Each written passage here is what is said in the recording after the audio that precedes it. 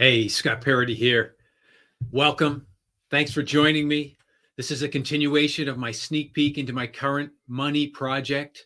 And what I'm doing is I'm putting out information sort of as I progress so that I can communicate with folks and get some feedback on whether my ideas are resonating and how I can, in fact, refine those ideas so that when I present it both in a book format and then in speaking engagements and workshops, that my message will have an impact, will actually be received and understood, and ultimately make a difference. So, does money make the world go round? I wanted to talk about specifically about money today. Now, I'm going to use the US dollar. US dollar because that's the type of money we are most familiar with. But what fundamentally is money? Money is a bright idea.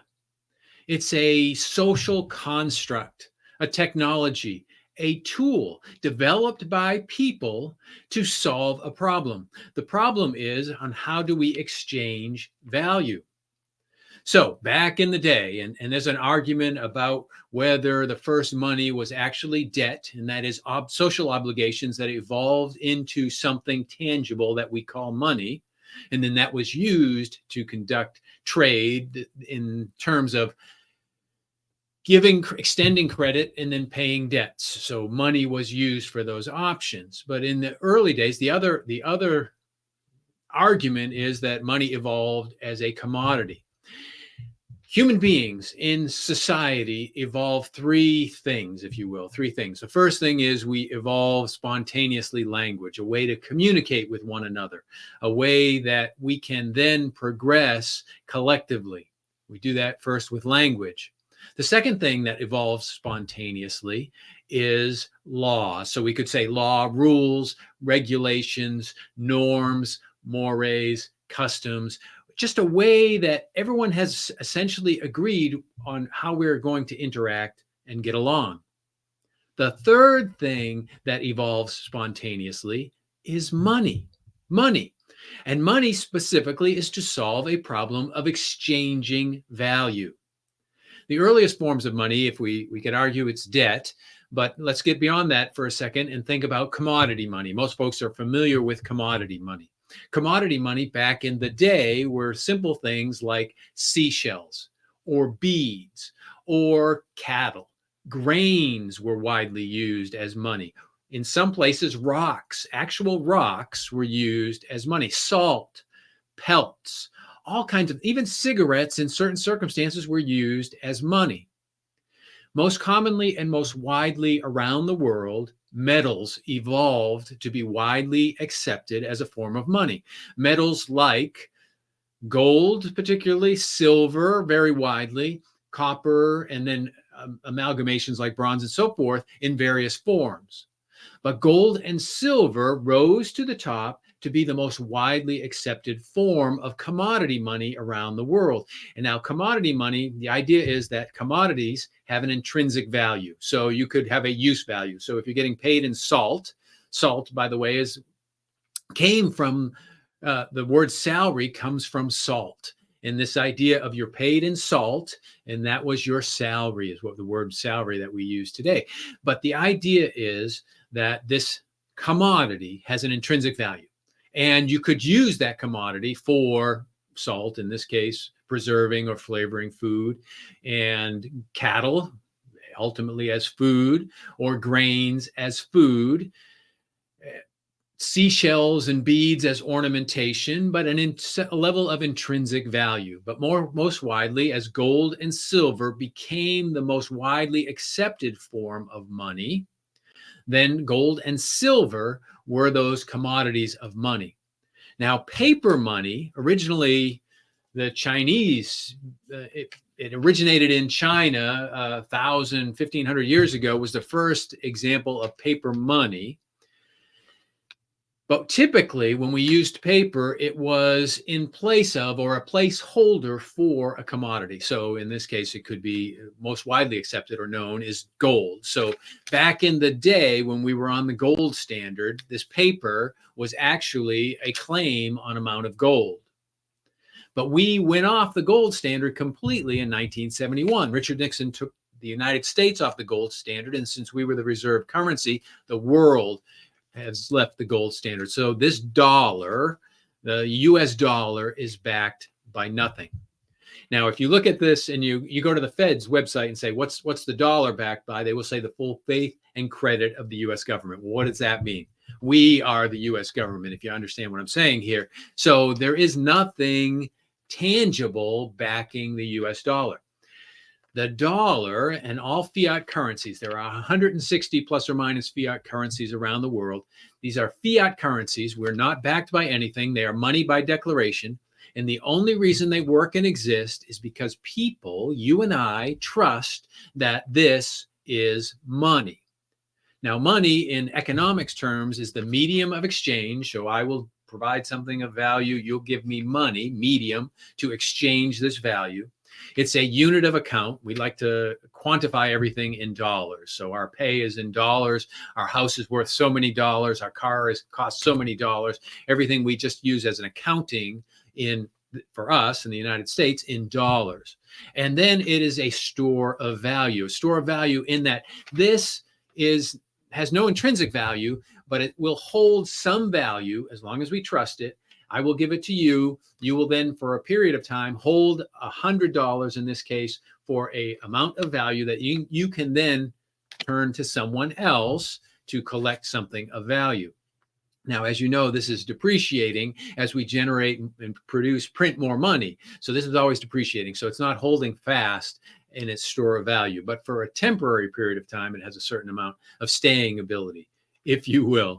So money. Does money make the world go round? That is the ultimate question. We are on a fiat currency, which is a currency by declaration, wholly and absolutely contingent upon trust. Now, what do we trust? We trust the medium of exchange. So in other words, that we all believe this, what we call the dollar, is what we will use as our money. So we're trusting in this medium. The second thing we're trusting is who is controlling the ledger that keeps track of all this money. So the ledger, in our case, in the United States, is centralized. Centralized being it's controlled by the Fed and the financiers who keep track of who owns the money, who owes what to whom. So it's a centralized ledger. So we've got to trust the people who are in control of the money. And that's an issue that we're going to talk about in further detail as I explain what this whole project is all about. Then the third thing we have to trust is that people are going to continue to participate, create value, and bring that value to the market. So we've got to trust the medium of exchange. We've got to trust whoever controls the money, if you will, the printing of money, distribution of money, and all that, the ledger. And then we have to trust other people are going to continue to create value and bring that value to the market. So my initial question, is it money that makes the world go round? Let's peel this back a little bit. If we look at what money represents, we can turn our perspective to have a better understanding of what, in fact, makes the world go round. In this, I'm talking about human society and our economy. Money is just a placeholder, if you will, for an exchange of value. An exchange of value. You do something productive, constructive, produce a product, provide a service. I buy that from you, give you some money, then you in turn buy something, you use this money to buy something from someone else, another point of value, either a product or a service. It is always, always only about what people do, providing services or producing products. So the money is just a bright idea to solve a problem on how we can more efficiently and effectively exchange value. What really matters, though, is the exchange of value. So what does money represent? If you drill it down to its base element, what money represents is people doing productive, constructive things, adding value that we then exchange with one another. An economy is simply people doing productive, constructive things. Money facilitates the functioning of the economy.